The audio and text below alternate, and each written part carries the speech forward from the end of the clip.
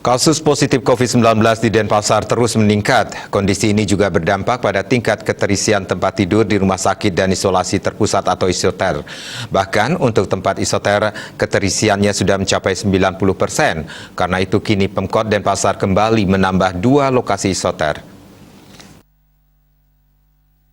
COVID-19 Kota Denpasar, Idewo Gedirai mengatakan Pemkot Denpasar saat ini menyediakan 5 tempat isolasi yang disediakan khusus untuk warga Denpasar. Dari 5 tempat isolasi itu, 3 tempat sudah penuh 100%. Kelima tempat isolasi tersebut yakni 2 hotel berada di Jalan Cokro Aminoto yang kapasitas hotel pertama sebanyak 204 tempat tidur, hanya tersisa 6 tempat tidur. Hotel kedua dengan kapasitas 150 tempat tidur, hanya tersisa 34 tempat tidur. Selanjutnya tempat isolasi di hotel kawasan Jalan Veteran dengan kapasitas 100 tempat tidur sudah terisi penuh. Tempat isolasi di Badan Pelatihan Kesehatan Bapelkes Provinsi Bali yang disediakan sebanyak 70 tempat tidur, saat ini hanya tersisa 1 tempat tidur yang kemungkinan akan penuh.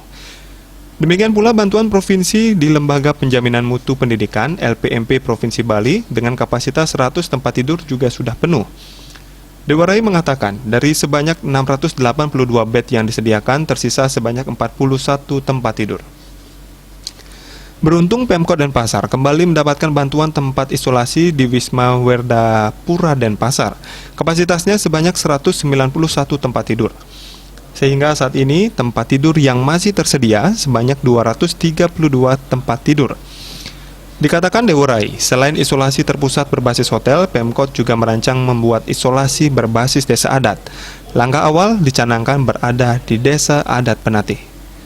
Asmara Putra, Bali Pos.